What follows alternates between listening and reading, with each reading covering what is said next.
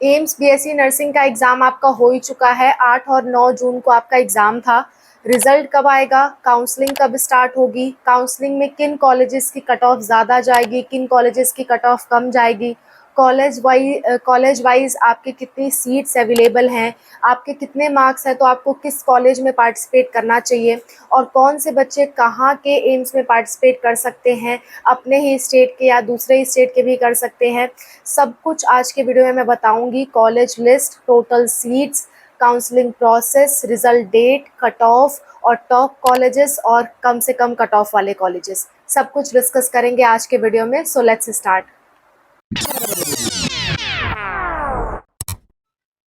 Hello everyone, welcome to Spark Up Classes. This is Suman Yadav. AIIMS BSc nursing, AIIMS BSc nursing का exam आपका 8 और 9 जून को हुआ था। तो एग्ज़ाम तो हो ही चुका है और एग्ज़ाम पिछले साल जैसा आया था लेवल पेपर का, वैसा सेम टू सेम लेवल इस बार भी रहा है, यानी कि मीडियम लेवल रहा है, ना बहुत इजी ना बहुत टफ। ठीक है, तो इसमें सिर्फ लड़कियां ही पार्टिसिपेट करती हैं, आप लोग जानते ही होंगे। तो कट ऑफ भी सारी सिर्फ लड़कियों के लिए ही बताऊंगी, कैटेगरी वाइज कट ऑफ अलग अलग है। ठीक है, 18 जून को आपका रिजल्ट आने की पूरी संभावना है। कंफर्म कुछ भी नहीं कह सकते, लेकिन एक्सपेक्टेशन है कि 18 जून तक आपका रिजल्ट आ जाएगा।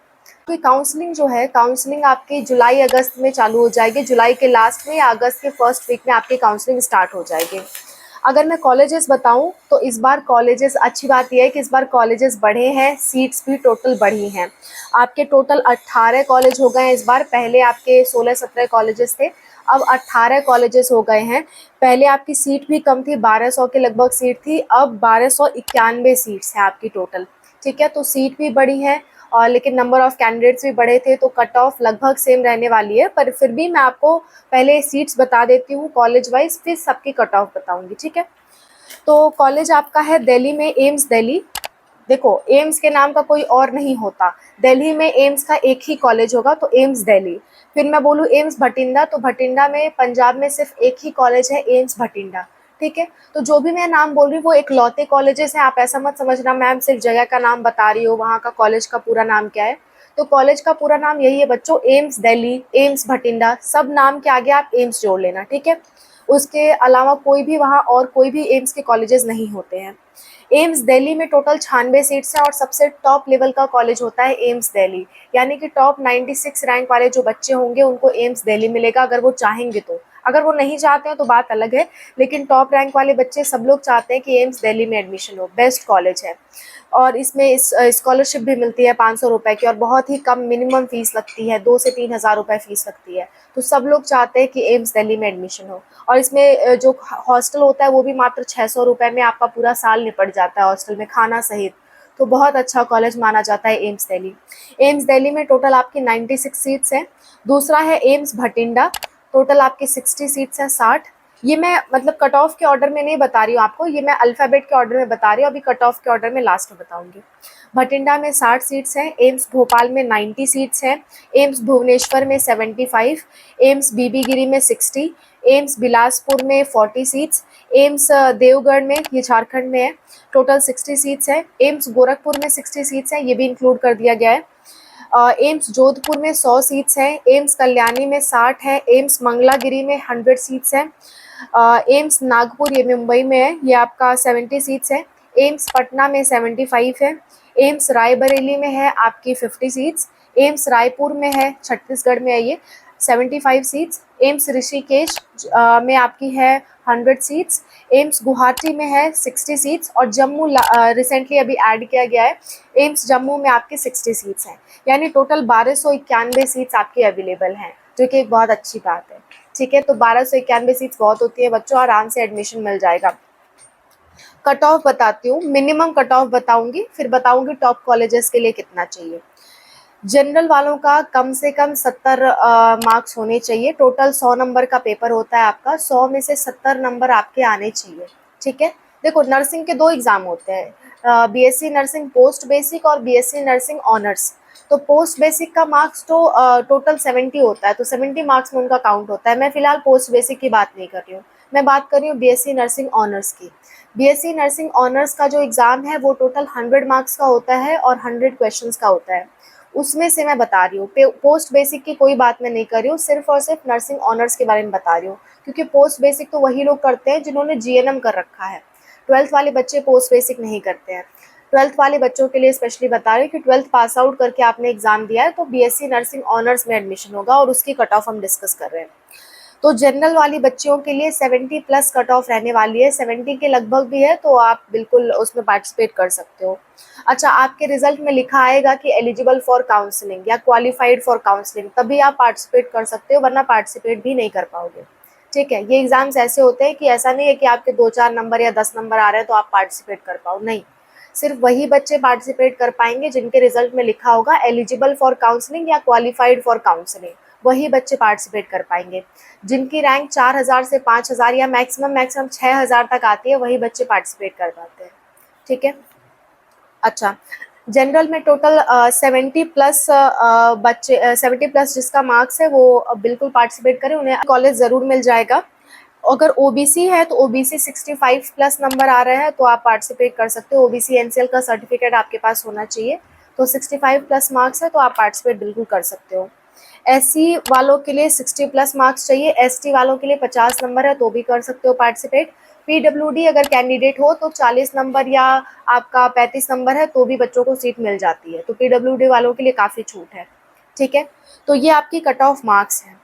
अब मैं आपको बताऊँ इनमें से टॉप कॉलेज कौन है बच्चों जिनकी कट ऑफ बहुत ज़्यादा जाती है, जिसमें अगर आपके कम मार्क्स है तो उसमें पार्टिसिपेट मत करना।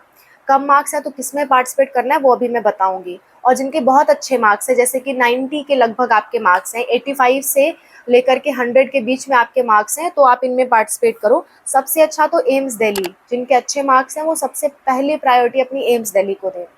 दूसरा है आपका एम्स भोपाल। एम्स भोपाल भी बहुत अच्छा कॉलेज है, सीट भी अच्छी खासी है, 90 सीट्स हैं। तो जिनका थोड़े से कम मार्क्स है, जैसे कि 90 के लगभग मार्क्स हैं, तो वो एम्स भोपाल में पार्टिसिपेट करें।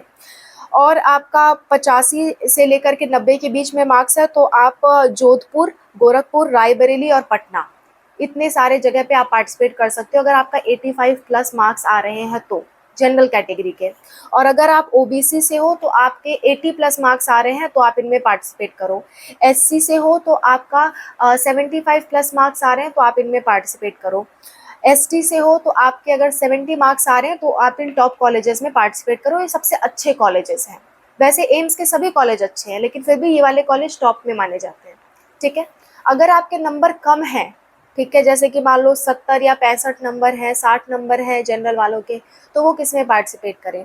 देखो बच्चों, एम्स जम्मू में आप पार्टिसिपेट कर सकते हो, एम्स गुवाहाटी में कर सकते हो, ठीक है, एम्स मंगलागिरी में कर सकते हो, एम्स कल्याणी में कर सकते हो, एम्स देवगढ़ में कर सकते हो। ये 5 ऐसे कॉलेज हैं जिनकी कट ऑफ थोड़ी कम जाती है। बीबी गिरी में भी कर सकते हो। ठीक है, ये 5-6 ऐसे कॉलेजेस हैं जिनकी कट ऑफ थोड़ी कम जाती है, बहुत कम तो नहीं जाती है, बहुत कम मैं नहीं कहूँगी, लेकिन 65 से 70 मार्क्स के लगभग हैं जनरल वालों के, तो वो इसमें पार्टिसिपेट करें, इनको प्रायोरिटी पे रखो।